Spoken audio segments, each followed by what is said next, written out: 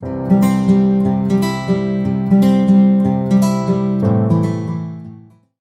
teman-teman, kembali lagi di Mahir Bisnis Internasional tingkat kuliah bersama saya Safira Alia.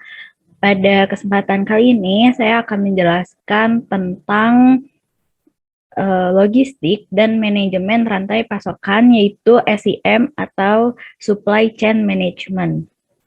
Nah teman-teman, SCM yaitu Supply Chain Management. Apa sih SCM itu? Pengertian dari SCM merupakan Supply chain management merupakan pengelolaan berbagai kegiatan dalam rangka memperoleh bahan mentah, lalu dilanjutkan dengan kegiatan transformasi sehingga menjadi produk dalam proses. Kemudian produk ini menjadi produk jadi, lalu diteruskan dengan pengiriman kepada konsumen melalui sistem distribusi. Selanjutnya ada pengertian SCM menurut para ahli. Yang pertama ada J.A. O'Brien pada tahun 2006 mengemukakan bahwa SCM adalah sistem antar perusahaan lintas fungsi di mana SCM menggunakan teknologi informasi untuk membantu mendukung serta mengelola berbagai hubungan antara beberapa proses bisnis utama perusahaan dengan perusahaan pemasok, pelanggan, dan dengan para mitra bisnis. Selanjutnya ada pengertian SCM menurut Levy et al. Pada tahun 2000, di mana ia mendefinisikan bahwa SCM ini merupakan suatu pendekatan yang digunakan untuk mencapai pengintegrasian yang efisien dari supplier, manufaktur, distributor, retailer, dan customer. Lalu selanjutnya yaitu ada proses tahapan SCM. Terdapat 6 tahapan yang ada di dalam proses tahapan SCM ini. Yang pertama yaitu customer. Pada tahap ini, customer mengajukan pesanan atau order suatu produk yang ditawarkan oleh pihak produsen. Saat melakukan pesanan, customer ini akan memberikan informasi terkait pemesanan produk yang diinginkan. Informasi tersebut diantaranya yaitu jumlah produk yang dipesan dan tanggal pengantaran produk yang telah dipesan oleh customer. Selanjutnya ada plan, di mana awal kesuksesan SCM ini berawal dari proses penentuan strategi dari SCM-nya sendiri, di mana tujuan utama dari proses ini adalah merumuskan strategi agar tercapainya efisiensi dan efektivitas biaya dan terjaminnya kualitas produk yang dihasilkan hingga sampai ke tangan konsumen. Setelah pesanan diterima oleh produsen, tim atau departemen khusus perencanaan akan membuat rencana mengenai bagaimana produksi dari produk yang diminta oleh customer. Selain perencanaan produksi, tim perencanaan juga bertanggung jawab terhadap persiapan kebutuhan bahan baku yang diperlukan. Selanjutnya ada purchasing, di mana tahap ketiga dalam manajemen rantai ini membeli bahan baku yang sudah direncanakan oleh departemen sebelumnya. Pada tahap ini, departemen pembelian akan menghubungi pemasok untuk melakukan pembelian bahan baku dan bahan pendukung lainnya. Selain melakukan pembelian, departemen ini juga menentukan tanggal penerimaan bahan dan jumlah bahan baku yang telah dibeli. Lanjut, di proses keempat ada produksi, di mana bahan baku telah diperiksa dan disimpan. Lalu nantinya bahan baku ini akan diproses bersama dengan bahan pendukung menjadi bahan jadi yang telah dipesan oleh customer sebelumnya. Komponen ini adalah tahap manufacturing.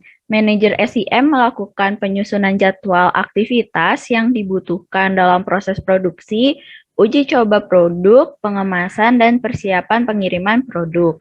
Tahap ini merupakan tahap yang paling penting di dalam SCM, karena perusahaan juga harus mampu melakukan pengukuran kualitas, di mana output, produksi, dan produktivitas pekerja dinilai. Setelah selesai diproduksi, bahan baku yang telah menjadi bahan jadi nantinya akan kembali disimpan di gudang. Nantinya produk tersebut akan dikirim kepada customer. Lalu selanjutnya tahap kelima yaitu ada deliver atau pengiriman. Di tahap ini perusahaan memenuhi order dari permintaan konsumen. Lalu mengelola jaringan gudang penyimpanan, memilih distributor untuk menyerahkan produk ke konsumen, dan mengatur sistem pembayaran. Pada tahap ini juga produk yang disimpan di gudang akan dikirimkan kepada customer sesuai tanggal pengiriman yang diminta. Kurir akan memastikan bahwa produk telah sampai ke tangan konsumen dengan sempurna. Selanjutnya, tahap terakhir yaitu return, di mana perencanaan SIM harus membuat jaringan yang fleksibel dan responsif untuk produk cacat dari konsumen dan membentuk layanan aduan konsumen yang memiliki masalah dengan produk yang telah dikirimkan. Baik, setelah ada proses tahapan SIM, selanjutnya adalah tujuan dari SIM. Tujuan SIM yang utama yaitu memaksimalkan nilai keseluruhan yang dihasilkan untuk memenuhi kebutuhan dan permintaan customer, serta meminimumkan biaya secara keseluruhan seperti biaya pemesanan, penyimpanan, dan transportasi. Baik, yang selanjutnya dan terakhir yaitu manfaat SIM. Manfaat dari manajemen rantai pasokan atau supply chain management dalam perusahaan secara umum ada 6. Yang pertama yaitu kepuasan konsumen. Kepuasan konsumen adalah target dari kegiatan produksi setiap barang atau jasa yang dihasilkan oleh perusahaan. Konsumen yang dimaksud dalam konteks ini adalah konsumen setia dalam jangka waktu yang panjang. Untuk menjadikan konsumen agar tetap setia, maka terlebih dahulu konsumen ini harus puas dengan pelayanan yang diberikan oleh perusahaan termasuk produk, jika perusahaan merupakan perusahaan barang. Selanjutnya yaitu meningkatkan pendapatan. Meningkatkan pendapatan itu artinya semakin banyak konsumen yang setia dan menjadi mitra perusahaan, maka akan meningkatkan pendapatan perusahaan, sehingga produk-produk yang dihasilkan perusahaan tidak akan percuma karena akan diminati konsumen. Selanjutnya yaitu menurunkan biaya. Di sini menurunkan biaya artinya yaitu pengintegrasian barang atau jasa dari perusahaan terhadap konsumen akhir, berarti pula mengurangi biaya-biaya pada jalur distribusi. Lalu selanjutnya ada pemanfaatan aset yang semakin tinggi. Di sini aset, terutama faktor sumber daya manusia, akan semakin terlatih dan terampil, baik dari segi pengetahuan dan keterampilan. Lalu ada juga tenaga manusia yang akan mampu memberdayakan penggunaan teknologi yang tinggi, sebagaimana yang dituntut dalam pelaksanaan supply chain management. Lalu manfaat selanjutnya yaitu peningkatan laba, di mana yang pasti semakin meningkatnya jumlah konsumen yang setia dan menjadi pengguna produk baik barang maupun jasa pada gilirannya akan meningkatkan keuntungan perusahaan. Lalu yang terakhir ada perusahaan yang semakin besar. Perusahaan akan semakin maju dan berkembang dengan mendapatkan keuntungan dari proses distribusi produknya yang lambat laun akan menjadi besar. Lalu yang pasti perusahaan pun tumbuh menjadi lebih kuat.